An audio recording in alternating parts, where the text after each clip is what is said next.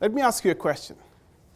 If, like me, you also believe that communication skills are one of the most important skills in business today, raise your hand and say yes. Yes. Thank you.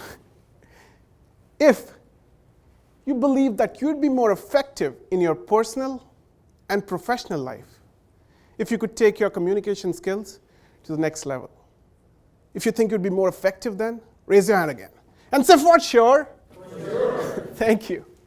You see, there is so much evidence coming out that is suggesting that what's separating the ultra performers, the high achievers, people who are excelling in their professional lives, who are taking companies forward, who are producing breakthrough results, it's not their intelligence.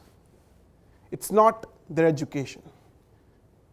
It's not their technical skill set, but it is their ability to communicate with clarity. As Kayla said, it's their ability to communicate with effectiveness. And it's their ability to communicate with impact. So today we're going to dive into a number of different elements of communicating with impact. But before that, I want to share with you how did I run into this idea of communicating with impact. Would you like to know? Would you like to know? Oh, come on. Yeah. All right. So I encountered this idea for the first time when I was only 9 years old. And I was in grade 5, and I was growing up in India, in a typical Indian family, a middle-class family. My parents had already decided that he's going to be an engineer, right? That's the joke about Indians. You do engineering first, and then you think about what you want to do with your life. So that was the plan for me. So grade 5, 9 years old, and my school was going to organize a public speaking contest. And being a 9-year-old, I didn't want to participate in a public speaking contest, right? So I went to my dad, Dad, I really don't want to participate in that. And my dad said, no, you have to. I said, no, Dad, I'm just going to call in sick. We went back and forth a few times, but then eventually, my dad said, you have to. Being able to speak in public is a critical skill. If you can communicate well in life, you'll do well. If you can communicate effectively, that'll help you for the rest of your life. If you can communicate with impact, you would live with impact. Ooh, interesting, right? Pretty deep. I probably didn't understand the depth of this message at that time. If you can communicate with impact, you can live with impact. When you think about it, isn't that true? Communication is the canvas that's binding everything on this planet. Isn't that right? Isn't that right, David? That's right. If communication wasn't there, we wouldn't be able to interact, and therefore, we wouldn't be able to create all these things that we have created. Yes or no? What's your name, sir? Tolbert. Tolbert. Yeah. Isn't that right? That's right. If we weren't able to communicate, we wouldn't be able to create all these amazing things that we've done. So therefore, if we can communicate with impact, we can live with impact. We can get people on our sides. We can communicate with clarity. We can get people to act on our message. And that perhaps is one of the most powerful skills that we can develop. So I stood up on that stage back when I was 9 years old. My granddad wrote my speech. That was the first speech I delivered in my life. My granddad is no more. But I forgot that speech. When I stood up, I blanked out. I got off stage. And obviously, I didn't win that contest. Now, 20-something years later, I still forget my speeches. And that's why I've stopped memorizing my speeches. Now I just talk. But that simple message had a profound impact on my life, and it's transformed my life in many different ways and transformed lives of people that I've been blessed to train and teach over the years. I've seen some of the amazing results that people have been able to produce in their professional lives when they started working on their communication. And today, you're gonna go down that path too, right? And maybe this is your first interaction with some formal training in communication, or maybe you've already received some training, right? But what I know for sure is that once you can start communicating with impact, your impact in life goes to a completely different level.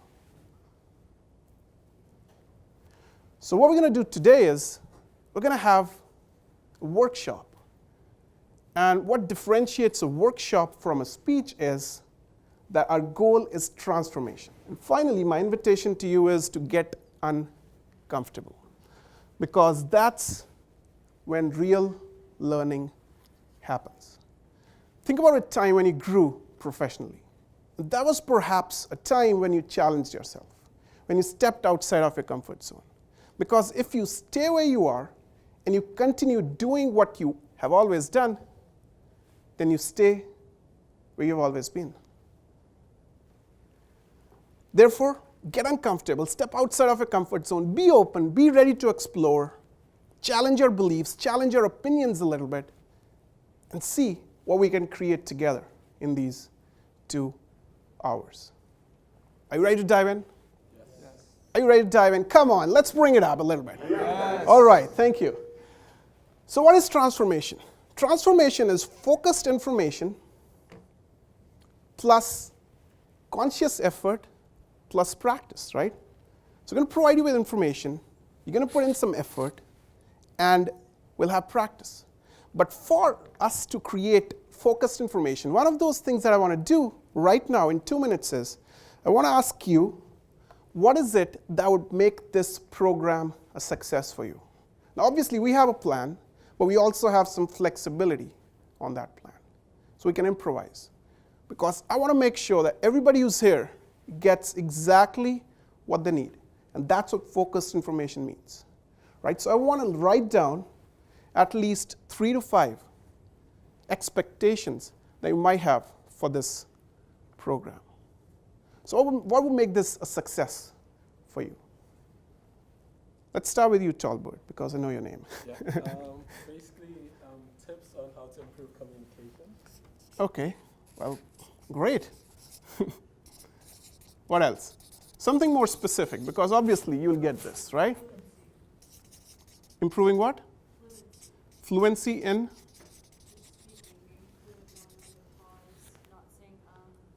Fluency in speaking. So how to speak like, how to sound crisp, right? Great. What's that? Defending a position. Defending a position. So can I say how to influence somebody, right? Because you want to get them on your side, right? What else? Let's get something from the back too. Yeah, please.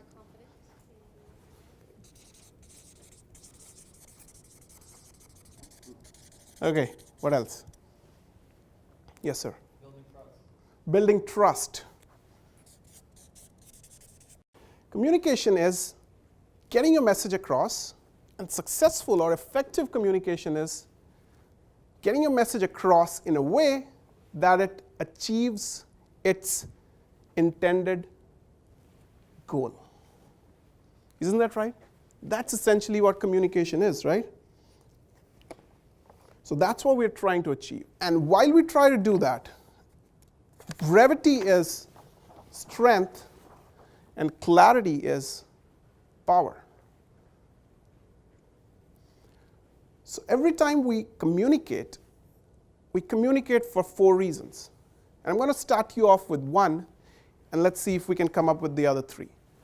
The first one is we communicate to inform. So that's providing status updates, just giving information on something, right? What else do we communicate for? Persuade. Persuade, that's great. So that's communicating to seek approvals, communicating to sell, communicating to get somebody to act on your suggestion, right? What you said? Defending your idea, getting people on board with you, that's communicating to persuade. We communicate to inspire, so we get people excited, engaged. And finally, we communicate to build goodwill. And building goodwill is small talks, all these conversations that you have in the hallway, right? Building relationships. So depending on what you're communicating for, effective communication is about achieving the goal of communication, right?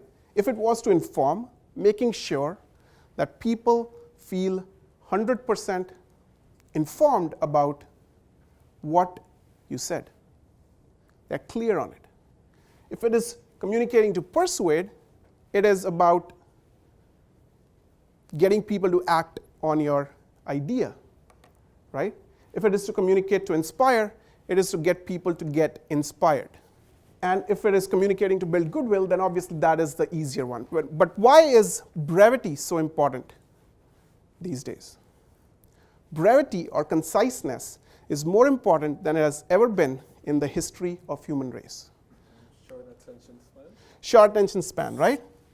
So human attention span is one of the most highly tracked metrics in human behavior. And this single metric informs thousands of decisions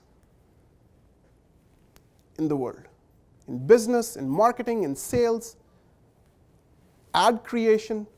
People look up this metric and they decide on how they want to communicate with human beings. The first time this metric was actually tracked was in 1932. And the number they found was 5.2 minutes. And the last time this metric was tracked was in 2013. Can you guess what number they found? What number they came up with? What's that? 30 seconds. What else? 8 seconds. 8 seconds. The actual number is 7 seconds. 7 seconds. Now, what does that mean? And there are multiple critiques on that number, but we all would agree that our attention span has significantly reduced. Yes or no? Right? 7 seconds means an average human being gets distracted every 7 seconds. So what type of distraction is that? It's just random thoughts. Should I check my cell phone right now? What am I eating for dinner tonight? Why is this guy wearing a red shirt? Is this guy Indian? What's he put on his hair? What's going up on the ceiling? How many people are here? How much money did they make? What's going up on the screen? All that stuff, right? Just random thoughts that just fly by our head. And we can't control them. And why is this number decreasing? It's decreasing because we are now, our brain is not trained to focus. We're always distracted.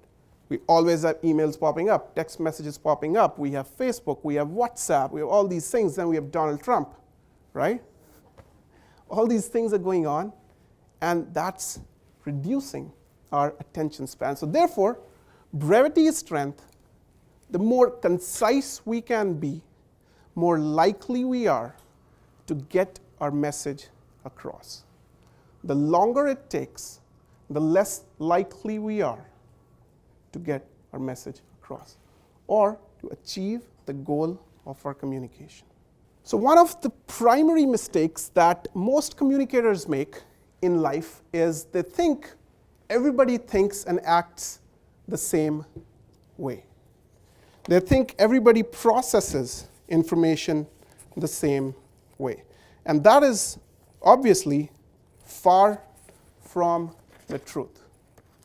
Everybody looks similar. Everybody's got two eyes. Everybody looks similar, but we all process information differently. 2 sheets and pass the rest. And this assessment that we're going to do is going to help us identify how you communicate, right? So that you can understand how different human beings can be. And this is an adapted assessment from what is a researcher named Kolb, who actually, this is the most respected assessment in communication and leadership.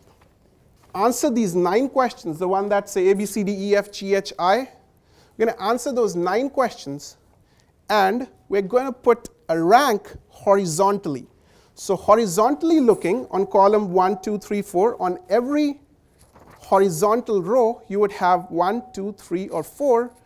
And this is answering how you like to receive information. Now what we're going to do is, we're going to actually stand up and move around.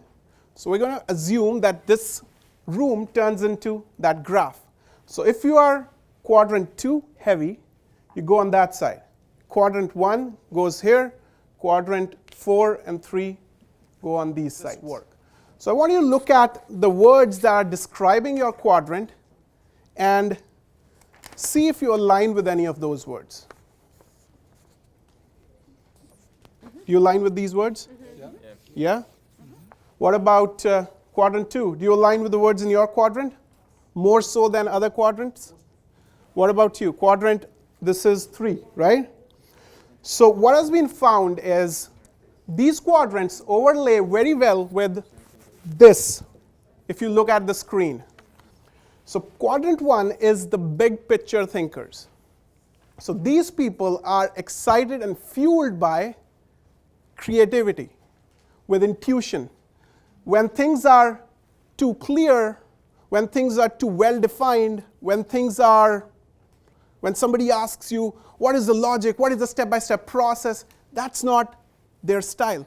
They are fueled by the vision, the big picture thinking. Is that right? And when you communicate with these people and you ask them on the numbers, what are the numbers, tell me the logic, tell me the evidence, it creates a bit of a disconnect. Yes, they have elements of the other 3 as well, obviously. Everybody has elements of all 4. All of you have elements of all 4, but everybody has a certain leading learning style, certain leading working style. Well, let's go to quadrant 2. Now, quadrant 2 are heavier on the people side. These people seek personal meaning. They want to build connections. They want to see what is the impact of the work that they are doing. And when you miss out on those, when you talk only business with these people, then there is a disconnect. See these people, communicating with them, and if they don't understand that these people are people-driven, then there's a disconnect. And then they don't enjoy working together. That's why we hear terms like, I work really well with that guy. What does that essentially mean? That essentially means that they fall in the same quadrant. That's all that means. Now let's go to quadrant 3. These people are the plan-driven. Now they want to have a step-by-step plan. And I worked with Matthew in organizing this event up. I can testify that, right? He wants a step-by-step plan. He wants to know everything that's going to happen next week, next day, next hour. Is that right, Matthew? And when you don't provide that to these people, there's a disconnect again, right? Similarly, for these people, these are purpose-driven. How will it work? What is the evidence? What's the logic behind this? What is the engineering? All that stuff. Is that right? Now, when you don't provide that to those people, that is a disconnect again. So what's the takeaway? What do we want to do? Every time we communicate, we want to have all our 4 Ps of communication in our message. Yes, it's not easy all of the time, but when you have important messages, for example, you're delivering a presentation, you're introducing a project, you're sending out a proposal, every time you want to connect with most people in the room, you want to include all of these things. What is the big picture? What's the high-level vision? Why are we actually doing this? What is it going to create? They want to see the visual image. People-driven, they want to seek personal meaning. They want to connect with you first before you actually get into business. These people want a step-by-step process. They want a step-by-step plan. How is it going to happen? What's going to happen? And finally, those people want to see the numbers, the logic, the engineering, the design, all of that behind. Right? Now, what do you struggle with the most? Often, most of the time, you would struggle with communicating with people who are the exact opposite. 2 would have a hard time communicating with 4. Right? So that is where you have the most difficulty. But each and every one of us can balance this quadrant, all of these quadrants out by training ourselves to follow the 4 Ps in every message that we send out. So in one-on-one business conversations, we're going to cover these 4 things. The first one is bullet point speaking, being polite and assertive, listening, and finally body language as it aligns with one-on-one business conversations. Now let me ask you a question. What is easier to read and process? A page that's full of thick text, or a page that's actually broken into paragraphs? Paragraphs or bullet points? Bullet points. Bullet points are bullet points with bolded headings. Bolded headings, right? The same concept applies in our one-on-one conversations, in verbal conversations. There are people who speak in big, thick pages of text, and there are people who speak in bullet points. What's your name? Rochelle. Now, if I ask Rochelle, what do you do? And what's your job title? Mechanical engineer in training for Okay, Ontario Power EIT. Generation. Oh, I see. Yeah. Okay, mechanical EIT. So she's a mechanical engineer. And if I ask, Rochelle, what do you do? Now, the big, thick page of text version of that response might sound like, I'm a mechanical engineer in training, and I'm working with the engineering department, helping them out with designs, and it's really fun. We've got a good team out there, and my boss is really good. I'm really lucky to work with him, and I was recently working on a design project out in Ottawa, so it was really fun. Now, I exaggerated it a little bit, but is it not similar to a response that we typically receive? Now, what is the bullet point version of that response? I'm a mechanical engineer in training, and currently I'm working on 3 main things. I'm working on design projects, I'm working on some internal quality improvement project, and I'm doing some internal social committee work for my company. Now, which one out of these 2 was easier to process? The second one. Which one do you remember more of? Which one? Do you remember anything out of that? Probably less than 20%, right? Here, you probably remember more than 80%, even though this one was 60 seconds ago, right? And that is what happens when we speak in big, thick pages of text. People hear us, but they can't process the information that we give out. It's not their fault, it's not your fault, it's just how the brain processes information. It has been found that when we deliver information like that, people don't remember more than 10% the next day, which is crazy, right? You put in so much effort, you're trying to give them everything you got, and now they don't remember anything. If they don't remember it, then they're less likely to act on it, right? And when they don't act on it, then we get frustrated. My team doesn't get me, right? All those things start to happen. So the question is, how do we speak in bullet points? And essentially, you have to do 3 things to be able to speak in bullet points. And this is what is going to help you articulate your thoughts better, right? This is how you'd be able to speak more crisply, because you would have a finite number of things you want to say. We fumble when we don't have a structure in mind. Yes or no? When we don't know what to say, then we fumble. Then we have the ahs and the ums because you're thinking while you are speaking. But if you can train your mind to build some structure in your thoughts, then you would have lesser ahs and ums. And then over time, you would be able to completely eliminate the ahs and ums. So what do you need? The first is structure. Obviously, you've got to have a certain number of points, right? And it seems like a very difficult thing to do, but it's actually very easy. I've trained many people, and I've seen them completely program their way of thinking to speak in bullet points. So when somebody asks you a question, so what do you think we should do next on this project? Right? That is a typical question you might answer at work. And these are also pretty high-stake questions. If you respond well to this kind of a question, let's say with your boss, then you start to be treated differently, because now they think, okay, this guy actually knows what he's talking about, or what she's talking about, right? But if you fumble and go all over the place, then obviously the brand and the reputation that you build is aligned with that. So you want to first start off with thinking about what is it that we can actually do in this project. If you are challenged, you can even say, give me a couple seconds to structure my thoughts. If you can't come up with a number right away, just say, we have a number of different paths we can pursue. First, we could actually go into some more data analysis. We could understand what is the energy consumption looking like and all that. Or second, we could go into design components. So we could start the design, and then we can do the data analysis later on. Or finally, we could even go into some competitor research. Now, I had 3 points, but I didn't know if I'm going to have 3 points. So what I said initially was, there are a number of different options we can pursue, right? That alone is enough for people to process your information easily. Do you remember the 3 points that I just said to a certain extent? Yes? Just because they didn't even make sense, right? But just because I said them in a certain number, you remember them. But if I would go off in a big, thick page of text, it'll be difficult. You won't be able to process it. So the highlights would stick out, but that's it. Second is pauses. So pauses are what make bullet points, right?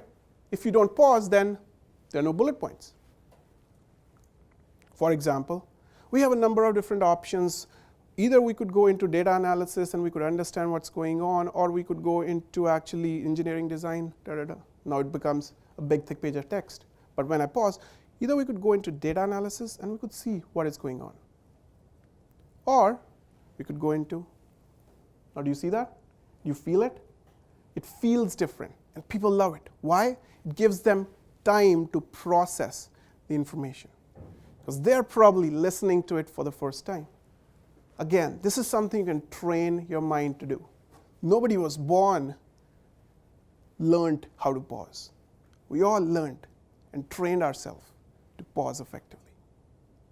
Finally, the third is gestures. This is easier. For most people already do it. 1, 2, 3. We could do data analysis, we could do engineering design, or we could do competitor research. Or we could do data analysis, engineering design, or competitor research. Feels different, right? Because there is another layer of visual information that's coming at you. So it adds more color to the message. Being polite yet assertive. So one of those things that I found while I was working as an engineer, and I worked now that I run my consulting practice, this is one of those things that most of us struggle with. How can we be polite yet assertive? How can we communicate our point more effectively, right? And we're going to go into some more deeper psychological triggers and influence in a little bit, but this is, we're going to go into 2 templates that you can use to be more polite but assertive at the same time, especially when you have an idea and you don't know how to actually communicate it out, because somebody else has another idea, right? And you don't want to go head on against them, because that leads into a conflict, right? Yes or no? Yes. Great, thank you. So how do you actually be polite and assertive? The first template is understand and invite. Very simple. How this works is you start off with saying, I understand what you mean. So what's your name, sir? Adam. So if Adam and I are working on a project, and Adam says, we got to pursue path X, and I say, we got to pursue path Y. So I would start off, and I know that path Y is the better path, right? So I would say, Adam, I understand what you mean. You're suggesting that we go with path X because this is the path you have always pursued in the past, and this has worked decently well for you, and you want us to do this first, this first, this first, and this at the end, so that we can deliver the project on time to the client. Is that right? And I would say yes. Now what did I do? I first took the issue off that I don't understand him off the table. At the same time, I was sensitive to his ego, his needs, his opinion. So I respected him. Then I would say, and here is what I invite you to consider. Based on my experience of working on these projects in the past, the project we are working on is different than the projects we have worked on in the past. And therefore, for this, and this reason, we got to pursue path Y because this is going to help us with these results, and we're going to be able to do our work faster and better. Now, obviously, the logic has to be there, right? Otherwise, he'll push back again. But what this does is it opens people up to listen to your opinion, right? Otherwise, there are a lot of egos that come in play. There are conflicts. People don't want to let go of their idea because they feel they'll lose out. Have you seen that happen? Right? And this template gets you to bypass that. The second template is lessons learned approach. And this one is even more powerful. Every single time I've used this, this has gotten people on board. Very similar to understand and invite, but this time you're actually providing evidence. Based on the lessons that I've learned by working on similar projects in the past, by working on 27 different projects with 13 different clients in the past, I've found that when we pursue this path, it delivers 27% higher results. And this is almost foolproof. Obviously, if your idea has logic, right? It's not going to allow you to sell crap. But when your idea has logic, this allows you to be polite and assertive at the same time. So these are the two templates. Now let's move forward. Listening. How do you listen effectively? Right? And obviously, listening and hearing, these are two different things. Hearing is paying attention, and obviously that is something you have to do on your own. There is no rocket science about it. You've got to pay attention, not look at your phone and do other things, right? But listening is how to actually process the information the right way. So the first technique in listening is paraphrasing. Paraphrasing is perhaps the most widely understood and practiced technique in listening. What is paraphrasing? Restating the words of the speaker back to them. That's it. So if I'm talking to Adam about a new project that he wants me to work on, I'd ask him all those questions about the project, and then I would say, okay, Adam, so what I'm hearing is you want us to work on this project so that we can improve customer satisfaction scores in this area. Is that right? Okay, good. So what this does is it brings us on the same page, right? You want me to do this, this, and this. Is that right? Yes. It brings us on the same page. Now we're clear. Now we can move forward in the conversation. Does that make sense? Yeah? Okay. Use body language to convey attention. So nod, take notes, obviously, if that's applicable and if you're not on the phone and things of that nature, right? Silence shows confidence. Many people can't listen very well because they think they got to contribute when they don't have anything to say. So raise your hand if you know someone who talks for the sake of talking. Do you think very highly about that person? Probably not, right? So we don't want to be that person. But sometimes we all get tempted into that trap of being that person, including me, right? All of us. Why do we do that? We think we have to. We see other people talk and we think, I should also add something in here. Yes or no? Right? So it's okay to be silent at times.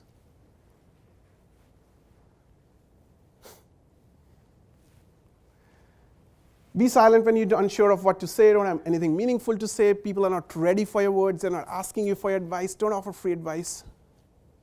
Use the TMM technique to actually escape that. So TMM is tell me more. When you don't know what to say, just ask them another question. Hey, can you elaborate on that a little more? And that gives you another few minutes, right? And people love it. Finally, body language in one-on-one business conversations. So what is home position? Have you heard of the concept of home position?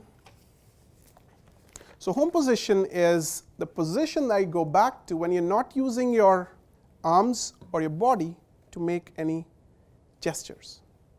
So what are some common home positions? Hands clasped, crossed, right? A good home position is an open home position. So where your chest is open. That helps you connect with people, and that is how you build trust. Because if something is blocking in between you and the other person, then they don't know it, but science tells us that they can't connect with you and can't trust you.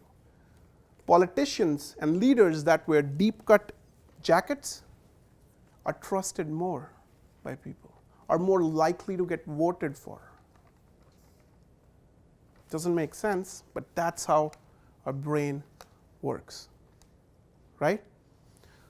So home position should be open. Now, sometimes we have a hard time having an open home position because that same thing applies to presentations as well. So when I started speaking, I used to talk like this, and you would notice many people talk like this.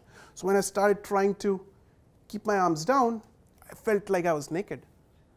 I was like, oh my God, it's all open, right? Because we're not used to it.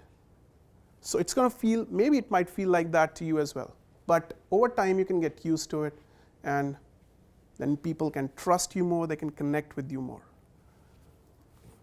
Eye contact, what is the right eye contact for one-on-one business conversations? Make it for 3 seconds, break it for 1 to 2. So make it for 3 seconds, and then break it for a little bit, and then come back. Beyond 3 feels awkward, right? Pacifiers. What are pacifiers? So if you're a new parent, it means something else to you. But what does it mean in the science of body language? Things that we do to calm ourselves down. So what are some examples of that? Playing with the ring, biting nails, peeling off the skin off the fingers, touching your head. While they're presenting, they do this.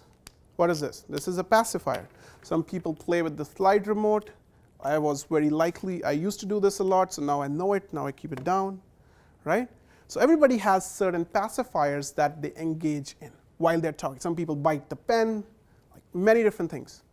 Now what you have to do is you have to identify your pacifiers so that you can slowly start to eliminate them. And then there are no pacifiers. Because you want to come across as polished and clean and clear, right? Or do you want to come across as somebody who's biting nails or playing with a pen or biting a pen? No. Yes or no? You don't want to do that, right? So identify your pacifiers and then slowly start to eliminate them, because once you identify them, it's easy to eliminate them, because now your brain is programmed to notice it. You would notice it, that every time I play with this, my brain notices it. And then I'm like, okay, I'm playing with it again. Let's put it down. That's it. And slowly over time, you eliminate it forever. So what we're going to do is we're going to do an exercise. You've got to find a partner. So quickly find a partner, and then I'll give you more instruction. So out of your partner, between your partner and you, identify who looks more like me out of the two of you. Done? So if you look more like me, raise your hand. Let me see. Let me see who looks like me. Who looks more like me in between you and your partner? Okay. So if your hand is up right now, you are good looking. The other person, you are hot stuff. So just remember your name for the rest of our exercise. And what you have to do is you have to have a casual conversation that you might have at work. So you can talk about a project, what do you do, what are you working on, things of that nature, right? Nothing super strict, just have a casual conversation. One person is going to be on the asking side, and one person is going to be on the answering side in lap 1, right? So while you're asking, what you have to do is you have to track if they're doing bullet point speaking, if they are not using pacifiers. If they use pacifiers, keep it in your mind and let them know afterwards, right? And if they're using open body language, making eye contact, all of those things that we just covered. If the conversation goes that way, then they might have to use polite and assertive. So that'll be one side. And then you switch roles and do it the other way around. Now before you get into this, I have one final invitation, that it's going to feel fake. When you do bullet point speaking for the first time, it feels fake because that's not your natural way of speaking, right? And let it feel fake. Maybe gestures would feel fake to you, but that's how everything new starts. The first time you sat in the car, there were too many things to manage and you weren't sure what's going to happen. And it's the same way. That's how bullet point speaking is going to come into you. This minor tweak can completely transform the effectiveness of your business conversations, right? So this brings us to the end of one-on-one business conversations. And now we're going to get into expanding your influence. And this will have three main components. First is obviously understanding influence. Then we'll get into some basics of influence. And then finally, deep psychological triggers in influence. Now, influence is a very tricky topic because you're trying to get somebody else to agree with you, right? Many people that are not exposed to science of influence and how you influence other people, they think it's manipulation. And maybe it is, maybe it is not. But the truth is that the most powerful, the most effective, the most successful people on the planet are going deep into these skills. So what is influence? Influence is getting people on board with you, right? That's it. Getting people to agree with what you're saying, whether that is going to a specific restaurant, whether that is to invest in a certain project, whether that is to invest in Bitcoin. That's what it is, right? Getting people to agree with you. And it's probably the most powerful skill in the world. Think about it. Everything that has taken the world forward could do it because of the leader's ability to get people on board. Yes or no? Right? If the leader of that movement, that company, whatever that is, didn't have the ability to influence people, then that thing wouldn't happen, right? So it's probably the most powerful skill on the planet, if you think about it that way. Now let's go into some of the basics of influence. So what is the house of influence? The house of influence says that how does influence work? And on the foundation you have ethics, because you've got to be ethical human being. Otherwise, you can't trick people for the longer term. If you're ethical, then you'd be influential in the longer run. If you're wishy-washy on your ethics, then you'll eventually be done, right? The two pillars are communication skills and relationships. Obviously, if you can't get your message across well, how would you influence somebody else, right? If they don't understand what you said, just like a big, thick page of text, then how would you act on it? And similarly, relationships. If they don't like you, they're less likely to act on your ideas. Make sense? Finally, at the top, it's best practices that we'll get into, right? So basics of influence and persuasion. And these are the 6 basic triggers that were initially identified by a researcher named Robert Cialdini. And he published them in multiple books. So it's not my own content, but we'll go through this quickly. What are the 6 basic triggers in influence and persuasion? The first one is reciprocity.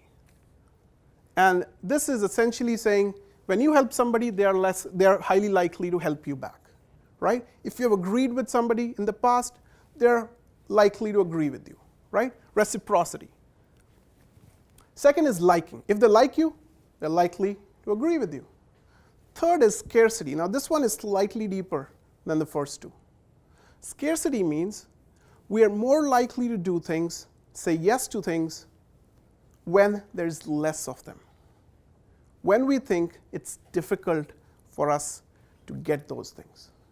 We are more likely to get those. And we are less likely to do things which are more easily available. Put this in a dating context. Who are you more likely to want to be with more? The guy or the girl who texts you 20 times a day, or the guy or the girl who seems to be hard to get?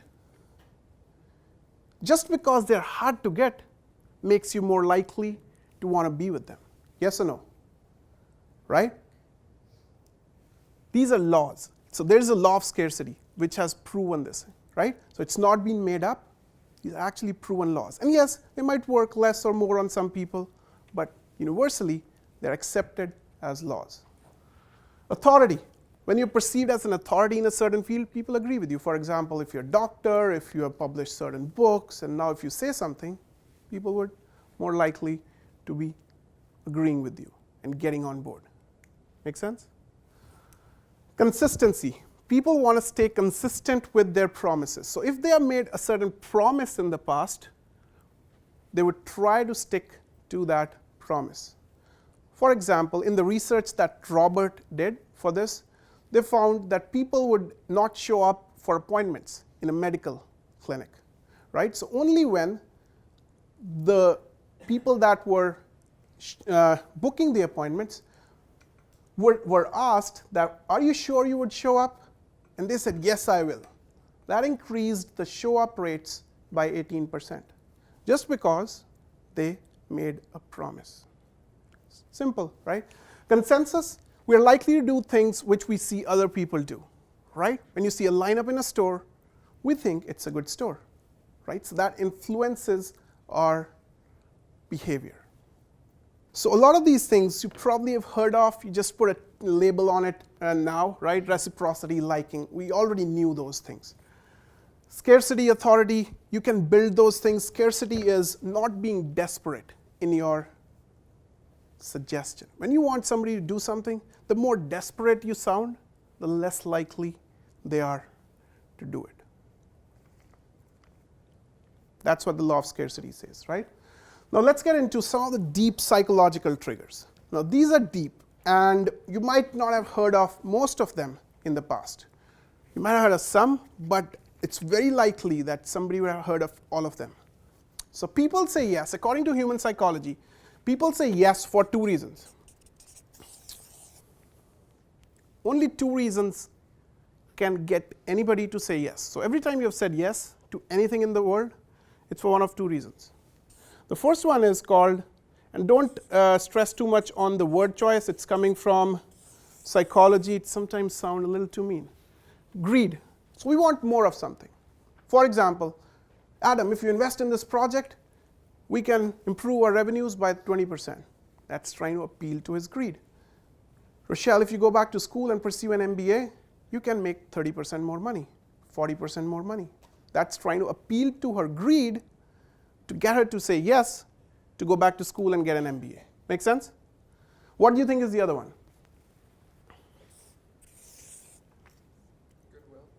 Goodwill. Goodwill. That's not it, but I can see where that is coming from. Typically, goodwill is essentially contributing to one of those. For example, if I say, Sergio, would you help me move my place? I'm going to a different apartment. And he says yes, right? So he seems like he said this because of goodwill, but essentially he said this because of greed of better relationships, better friendships. He wants people to be around him. So he thinks when I help him out, he'll be a good friend, will enhance our friendship, and that'll eventually help me out living my life. Make sense? Right? So essentially it comes down to one of these two. The other one is fear. And fear is, what would you lose when you don't do it? Adam, if we don't invest in this project, we'll dilute our brand, this other company would take us over, and we might be out of business. Rochelle, you know what? We're having the second longest bull run in the history of human race. The longest bull run in the history of human race was 12 years. Now it's been 11 years. The last time we had an economic crash was 2008. 11 years, it's been all flat or upswing. So an economic crash is around the corner. It's not about if, it's about when. And when it does, people are going to lose jobs, there's going to be a lot of chaos, a lot of mess. But if you go back to school and get an MBA, you'd be so much more in demand, you'd have a job, you'd be able to maintain your lifestyle, you'd be able to take care of your family just by getting an MBA. Now, which one out of the two pitches? The first one was, if you go back to school, you'll make 30% more money. Which one of the two, if one of them is ever going to, is more likely to get it to say yes to an MBA? The second one, right? Yes or no? Right? So research has proven this one is up to 10 times more powerful than greed. But what do we naturally always try to pitch? We always try to pitch based on greed, not on fear, right? Because that's how we think. We think we are horses, we're going to run behind money, but that doesn't work. But fear is so much more powerful. And you can also have both. It's not that it's either or, it can be both. Rochelle, you would make 30% more money, but you would also hold on to your job while people are losing jobs. Right? Does that make sense? Yes or no? So when you're asking somebody to say yes to you, ask yourself, what is your message rooted in? Is it rooted in greed, or is it rooted in fear, or is it rooted in both? 95% of the messages that I see around me are rooted in greed. But now that you know about it, you'd be able to identify the 5%.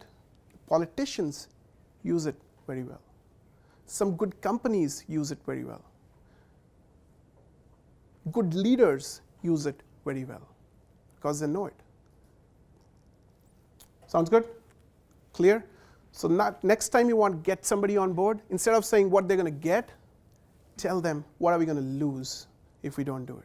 Yes programming. So yes programming is a technique from sales which says that when people start saying yes to something, they're more likely to say yes to the next thing. For example, if I want to say, sir, what's your name? Drake? Jake. J-A-K-E? Jake. So if I want Jake is, let's say Jake is operations manager of a factory. And if I want Jake to actually run an improvement initiative on his factory floor, I would say, Jake, I think we should run an improvement initiative on your factory floor. We can improve things, da-da-da. But most likely, Jake is going to say no. Every time there's improvement initiatives, people push back. But if I start off with yes programming, I say, Jake, we have done some great work in the past and we have produced some great results. But would you agree there is always opportunity for improvement? What is he going to say? Yes. Now he said yes to me once. Now he's more likely to say yes to the next thing. He's more likely to say yes to the next thing, right? So this is called yes programming. You ask them a rhetorical question that is very difficult for somebody to say no to. So it was very difficult for him to say no. No, there is no opportunity for growth. Obviously, he would not say no to that, right? Are we here to do some great work? Everybody's going to say yes, right? So there you got them into the yes program, which means try to get somebody to say a smaller yes before you want them to say a bigger yes. Well-structured message is more likely to get people on board. So what is the right structure? Every message has 3 components. What are the 3 components? Why, what, and how. These 3 things are always there. Sometimes we might miss out on one of those, but what does the why mean? Why means why should we actually do it? Why should we run an improvement initiative? What is about what to run, right? So improvement initiative. How will it actually happen? We'll bring consultants in, we'll bring those things, it's going to take 6 months. So how is the more of the mechanics of what we want to do? Make sense? Most people have the tendency to get right into the what. They would say, let's run an improvement initiative. And then they get pushed back. I want you to invest in Bitcoin. And they get pushed back. I want you to invest, let's do this project. They get pushed back. Why? Because they didn't talk about why we need to do it. We need to do it because of these, and these reasons, right? So when we communicate in this manner, which was brought up by Simon Sinek. Have you seen his TED Talk? Simon Sinek's TED Talk? A few people. That's one of the most highly watched TED Talks of all time. So watch it. It's pretty cool. And this is what he brought up in one of his concepts he called golden circle, which essentially means you got to start with the why and then go into the what and then finally the how. And typically, the ratio that you want to use is for an influencing conversation is 60% you want to spend on the what, the why, 30% on the what, and 10% on the how. If you don't spend enough time on the what and getting them engaged in why we need to do this, for example, what would that conversation look like between me and Jake? It'll be, Jake, would you agree our defect rate has gone really high? He'll say, yeah, it's going really high.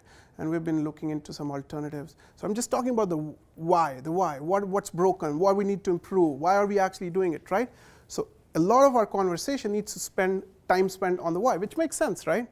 Because that is the main reason we're going to do it. Sounds good? Okay.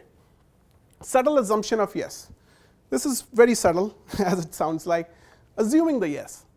What that means is, hey, we talked about the project. What do you suggest are the next steps? As opposed to, hey, would you agree? Do you agree? Now that sounds like a big question to some people. They're like, I need to think about this.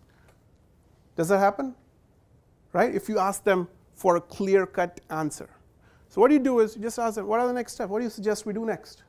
And if they are in agreement, if they're on the borderline, that typically pushes them over. Mirroring. Now, mirroring is one of the first few techniques invented in human psychology. And mirroring is based on the idea that human beings like people. People like people who are like what? Who are like themselves, right? So we're more likely to get attracted to people who are like us. And that is what mirroring is based on. And we already mirror people anyways. For example, if Jake wanted to become friends with the CEO of his company, or he wanted to become friends with a 5-year-old, what are the things he would change in his communication? Would he change the tone of his voice? Would he change the language he uses? Would he change his body language? He probably change the topics of what he's going to talk about. He's going to talk about games and other things with the kid. And when he talks to the CEO, he's going to change all of those things to align more with the CEO. He's going to talk about topics that he knows the CEO is interested in. Yes or no? We all do that. That's called mirroring. You're trying to mirror the CEO so that you can build a connection with him. You're trying to mirror the kid to build a connection with them. And what mirroring is, being a slightly more strategic and conscious about it. So if I'm meeting somebody and that person talks like slowly and they are soft spoken, and I'm all excited and I'm talking loud and I'm having big arm gestures, is that likely to build connection in between us? Yes or no? No, right? So that is what mirroring is. When you see somebody is far apart, you want to start to mirror them a little bit. So when they are speaking softly, make a conscious effort to speak slightly softly so that they feel connected with you. They feel comfortable around you. Isn't that a good thing to do? Makes them comfortable, right? I think that's something you have to be very sensitive to. Because if it's not done from a good place, people may feel that you're mocking. Obviously. And you don't want to do it to that extreme, right? You don't want to start copying them. Mirroring them means you want to come closer to them. So if somebody is sitting right up on the chair and I'm relaxed back and doing that, that is not going to build connection. So I would, sit up a little bit just so that we feel like we're similar. And that creates rapport, and therefore, now they like you more, and they're more likely to be with you where you are. Suggestive body language, and this is the final one that we're going to cover. Suggestive body language was brought up by a researcher, and it's called the Sullivan's nod. And what does that mean? And this makes very interesting, but very powerfully, proven to be very powerful. What that means is, if I want Adam to agree with me to invest in a certain project, I would say, Adam, I think we should really invest in that project. So what I'm doing is I'm gently nodding. And that suggests them to say yes. Makes no sense. But that's how brains work. So in research, they actually did this research in restaurants and many other places. And in the restaurants, what they found was they wanted to increase the orders on appetizers and desserts so that they can increase the billing per person. So when servers would say that, okay, so what would you like to have for dessert? Would you like to try some of our new ice cream? And the dessert orders increased by 65%. Can you believe it? He likes that, and he's already nodding. So, very interesting. Again, suggestive body language. Now, this was the last one. So we've covered a lot of different things. Again, not everything is going to align with you. That's okay, right? If you can take away 1 or 2 or 3, that's amazing, right? So see what aligns with you. These are obviously proven strategies, proven practices that have delivered results that are proven through science, through research, right? I use not everything, but I use most of these things on and off depending on what's going on, right? But obviously how you bring it together, that's your style. That's obviously your own personal judgment. You don't want to be looking fake. You don't want to be looking manipulative, all of those things. But you want to make it natural. And you want to do it with the right ethics in mind. Because if you don't, people are going to catch you. And that is not good, right? That's not what we are here for. We are here for using the right science to take the right projects and ideas forward. So these psychological triggers, they work because they're proven. Obviously, that's why we're discussing them. And these can single-handedly transform the effectiveness of whatever you work on. If you're working on projects, your teams would be aligned on you. If you're working in sales, you'd be able to persuade people to act on your suggestions. If you're just a team player, it'll help you build more powerful relationships, because essentially, if you see, it's all rooted in rapport, right? You're trying to build rapport first. What is a yes? Yes is a rapport. When we agree on something, we say yes. So that builds rapport. People like that. That's the basis of connection. So typically, yes programming you want to use only in the beginning, not halfway in the conversation, right? If you use it halfway, then it'll break. If it's going well and you start using yes programming, they're going to be like, where is it coming from? Why is he asking me all these questions, right? So you have to see where it's working. That's just one of the tools. So it's always tools, not rules, right? These are all tools in your toolkit. And you have to make your judgment on what to be used when. Okay, so let's move forward. And what we're going to get into now is building and communicating your personal brand. Personal brand is essentially what people think about you. That is your brand. Collective perceptions of people about you.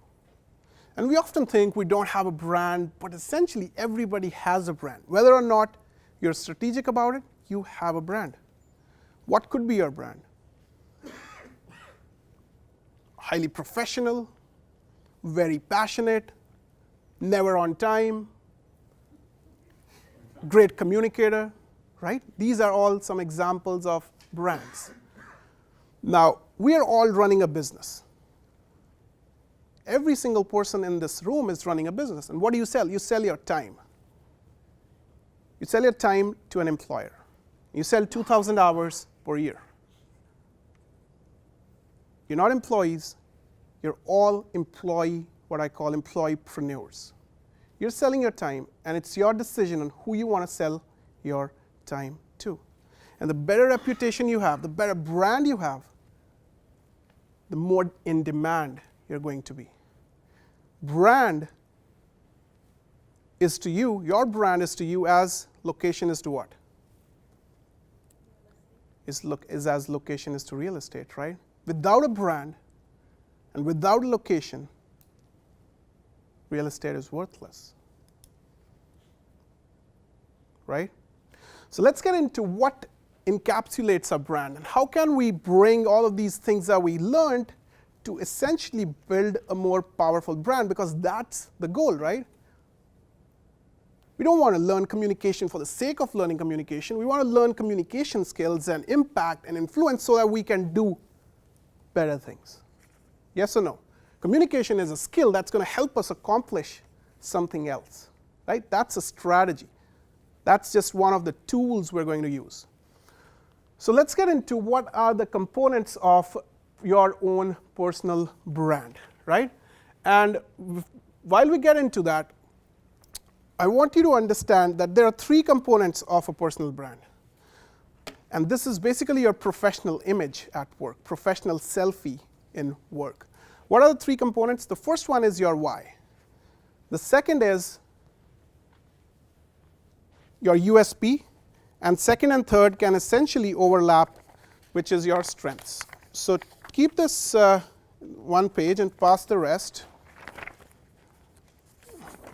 And what we're going to cover is a personal brand creation template. So your why, USP, let's say, or your strengths, right? So what encapsulates your why? Now, why has two options. USP and strengths, they are easy, right? You want to look at your soft skills and your hard skills. And I'll give you 2 minutes, and then I'll coach one of you live right now. So that will help you see how we want to communicate your personal brand. Now, why has two options. So it's not both. You have to select one. One is your personal why. Why do you do what you do? So this is the overall impact you want to make on the planet. Sometimes this sounds like too high level, too wishy-washy, too Martin Luther King style to some people. I want to make a positive impact on the community. But that is true for some people, right? So it could be your personal why. Why do you do what you do, right? I'm trying to eliminate homelessness from Canada. That is why I do what I do.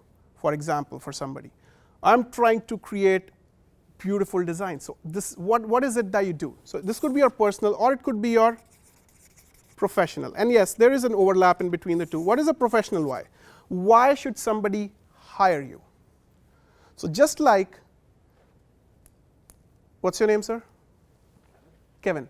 So if I want Kevin to invest in a certain project that costs $500,000, Kevin is going to ask me, why should we invest in that project? Is that right? And then I'll say, Kevin, we'll be able to improve this, we'll be able to improve this, we'll be able to decrease this, and we'll be able to decrease this. And then Kevin would decide whether or not he wants to invest in that project. Yes, Kevin? Similarly, there is a why for you. Why should people invest in you? What do? I help projects deliver results faster if you're a project manager, right? What is the why that you offer to the employer that you work with? So that is the second option you got for the why. And then your skills, strengths, right? Your unique selling proposition. So USP is unique selling proposition. What differentiates you from everybody else in your league? Not from me, not from some random person, from people who are also doing the same thing as you, right? That's called unique selling proposition. Soft skills are things like communication, leadership. So these are soft skills. Hard skills are technical skills. For example, programming, data analytics, right? So spend a couple minutes, and then I'll coach one of you live. So who wants to volunteer to be coached live on this? Your name again, sir? Ashish. You can stay seated. So what I'm going to ask you, and we're going to go fast, right? You don't have to overthink it, and there's no point being modest, because we're going to ask you for all your strengths and skills and all those things, right? What's your job title? So I'm an economist. Economist? With what company? So I'm an MBA. I just finished the contract. So I was previously working for a private equity firm. Private equity firm. Okay, good. So why do you work in the economy space?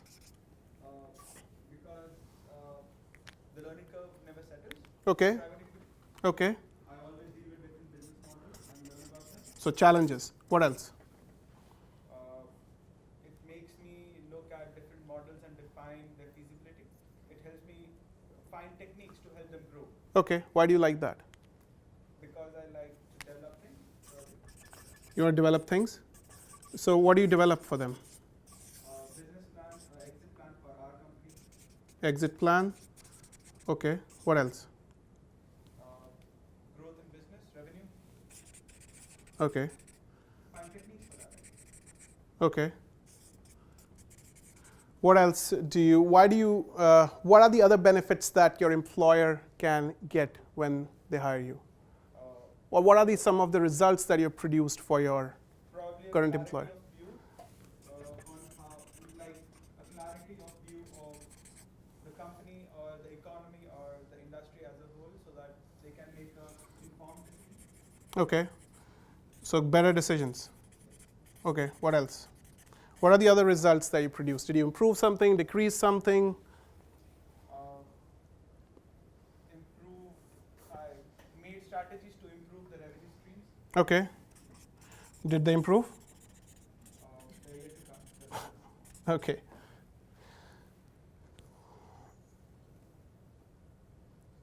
So I'm still struggling to find what is the core of what you do every day. Are you working on projects to inform decisions on what to work on?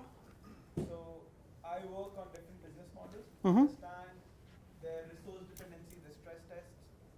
Well, that's the specific of what you do, right? But what are they using all of that stress test and all that resource dependency for? So that they can? To find an alternative so that they don't depend on one thing which can hamper their business in future. Got it. So you're helping inform strategy, right? Good. So let's get into your skills. So what are your soft skills that people compliment you on, that you think you're good in, and what are the hard skills? Ability to perform under stress. Okay. Being punctual. Under stress, okay. Punctual. What else? Approachable. Okay.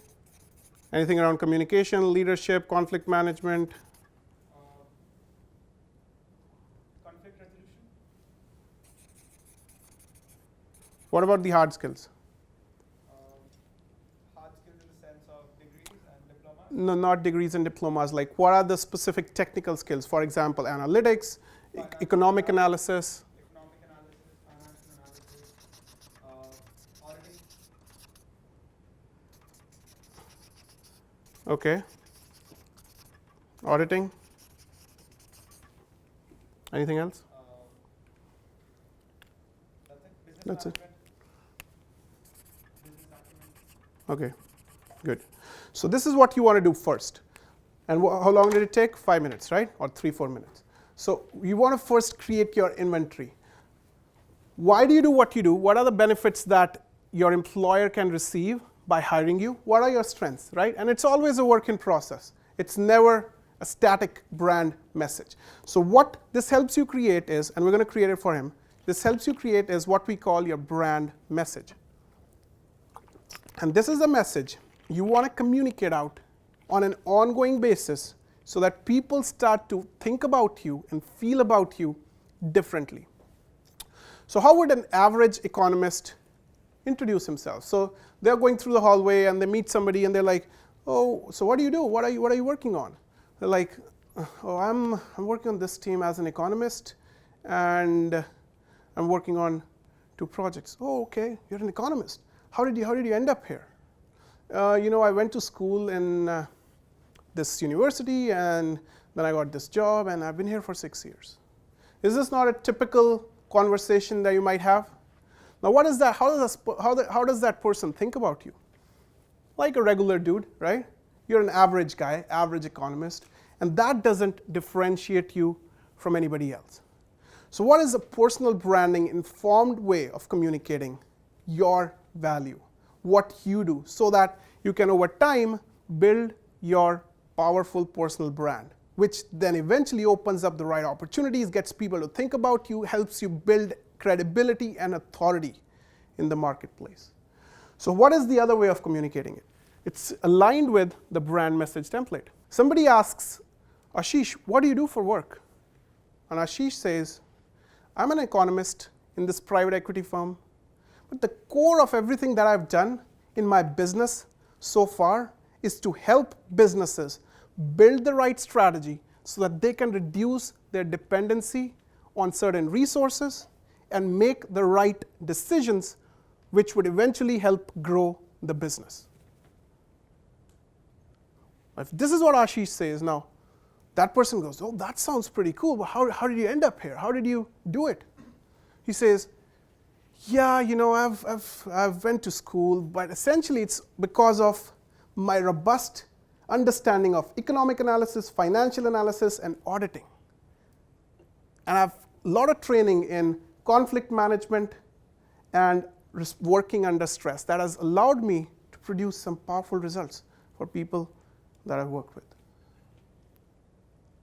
Now, how do you think about Ashish? Completely differently, right? Obviously, this was staged, and he would do it the way he does in his conversations and in his own style, right? But do you see, if he does introduce himself and talk about himself and what he does in presentations and other conversations and in coffee meetings and in meetings over beer, over time, he would build a very powerful brand for himself. Yes or no? Yes. Right? That can completely transform people's perception about Ashish. And as a result, he'd be more in demand, he'd have the right authority, the right opportunities would open up, and he'll completely transform his career. So it's powerful. How do you build your brand over time? Live your brand, communicate your brand, live in alignment with your brand, right? If people find out that everything that he says, financial analysis, he doesn't know anything about financial analysis. If that happens, then he's going to dilute his brand forever, right? So you have to live in alignment with your brand, and you have to speak the truth. You can communicate in presentations. Presentations are very powerful, right? Because you influence multiple people at the same time. So you might start a presentation and he says, we're going to talk about this project, but before that, I'm going to tell you a little bit about myself. My name is Ashish, and I work for this. I'm working here for the last 2 years, and before that I was there. But the core of everything that I've done in my career so far is helping businesses build the right strategy, everything that I just said before, right? You see that? You see how powerfully that can work? So how do you lead meetings effectively? Obviously, you lead meetings effectively with the right communication. What is the right communication? Setting the right expectation, communicating in bullet points what is the goal of the meeting. What is the why for the meeting? Then you get into the what on the meeting, and if there is a how that is applicable, that is what you get into. The goal of good meetings is to have everybody clear. One of my mentors said something to me which I've never forgotten, and that is so highly applicable to leading powerful meetings, and it is, a confused mind says no, and a clear mind says go. So if people are not in alignment with what you're trying to communicate, if you're not communicating articulately, then there's confusion. And as a result, people are not bought into your ideas, into your meetings, because they're not clear on what you're talking about, right? And the last one is, how do you build confidence?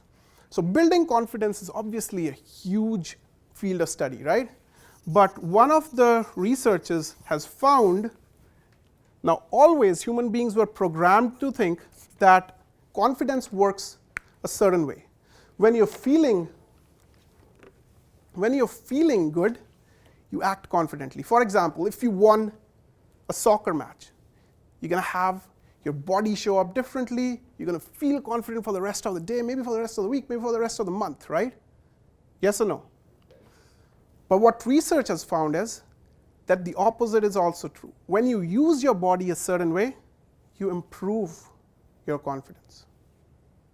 There was a TED Talk by Amy Cudley. Have you heard of that? Which says that you need to use what we call power poses. What are power poses? Power positions in your body that enhance your confidence. So some of those power poses are this, that, and research has found that when you take that power pose, keep that power pose for 2 minutes only, it decreases your stress levels, enhances your confidence, increases your belief level in what you feel by up to 80%. Increases your testosterone level, which is the confidence hormone, just by holding better body positions, using your body more effectively. Make sense?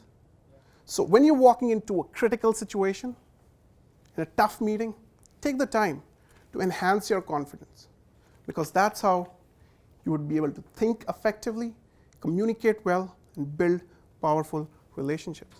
What I'm going to do is I'm going to go back to our initial expectations and see if we scratched everything out. Tips to improve communication. Did you get some of those? Yeah. Can I scratch it? Yeah. Fluency in speaking, how to be crisp. Did you get some ideas for that? Yeah. Rochelle? That was you, right? How to articulate your thoughts better. Do you get some ideas for that, Chetan and Ashish? How to build influence. How to influence other people. Do you get some ideas for that? How to be more confident. Got some ideas on that? How to lead meetings effectively. Yes? And finally, how to build trust. You get some ideas for that? Great. Does that make this workshop a success? Yes.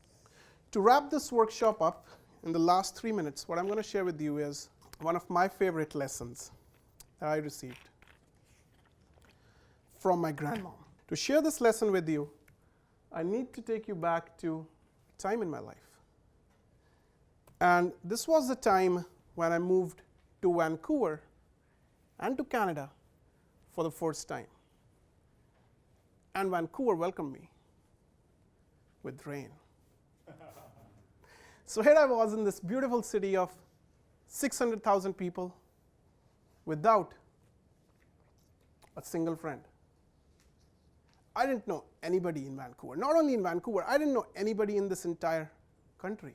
It sounds like I'm exaggerating because there's Brampton and there's Surrey, and I got to know some people there at least, right? But it's the truth. I didn't know a single person in this entire country. And I moved here to pursue master's at UBC. And I started going to school, and in the June of 2013, so about a year into Canada, I had to look for an internship, which was a part of my master's program. At that time, I had to go through 500 plus job applications to find an internship in a factory in Delta. Now, Delta is about 2 hours from Vancouver, not by car, but from where I used to live in UBC. I had to take 2 buses and a train one way, 2 buses and a train back, 2 hours each way in transit. Life was good. It wasn't good. But I was having a difficult time, right? And some of you might be immigrants, or your parents might be immigrants, so you know what I'm talking about. I was trying to fit into the society. I was trying to, people said you had an accent. I had no idea I had an accent. In India, everybody has an Indian accent, right? Who knew? I was feeling like I was beaten up. But anyhow, things moved on. December of 2013, I was ready to graduate. And I was completing my reports, preparing for exams, working hard. I was busy, I was tired, I was frustrated, but I was pumped up. Ask me, sir, why were you pumped up? Why were you pumped up? Let's do it again. Ask me, sir, why were you pumped up? Why were you pumped up? Thank you. I was pumped up because as soon as I finished my MBA, I was going to go back to India to see my family. And guess what? I did go back to India to see my family. And that was the time I had this conversation with my grandmom. And she was asking me, how's life in Canada? Would you be able to do what you wanted to do? Did you get a job? Will you get a job? And you see, my experience in Canada up to that point was difficult, right? So that's what I said. I said, Grandma, I think it's going to be difficult. Maybe I should come back to India. And India had a decent life. I had a car. I was living with the family. I had a good job. Here I was trying to fit in and struggling for no reason. That's what I thought, right? But she said something to me which I have never forgotten. Something that transformed my life. And it can potentially transform yours starting today. She said, son, I know what you want to do is difficult. But everything new is difficult at first. You're in a new country, amongst new people, in a new culture. It's got to be difficult. But that doesn't mean it'll stay difficult. If you stick to it long enough, it will get easy. If you stick, it will click. Now, she said this in Hindi. I added my own rhyme to it. But isn't that true? Being able to stick through those hard times allowed me to create the options that I have today. Allowed me to do what I do today. Now, I'm not a superstar. I'm not making millions. But I'm doing what I love. And isn't that what matters? Isn't it? But that could not have happened without my grandmom's message. I would have given up. So today when you go back home, you go to work tomorrow, you might try some of these things that we covered. You might try the bullet point speaking, you might try the yes programming, you might try the fear on message based on fear, and you might try body language, you might try a number of different things. And I know it is going to be difficult. Just like my grandmom said, everything new is difficult at first, but that doesn't mean it'll stay difficult. If you stick to it long enough, if you stick to making it work, if you stick to believing in the fact that if this has worked for so many other people, it's going to work for you as well, it will get easy. If you stick, it will what? Thanks, everybody.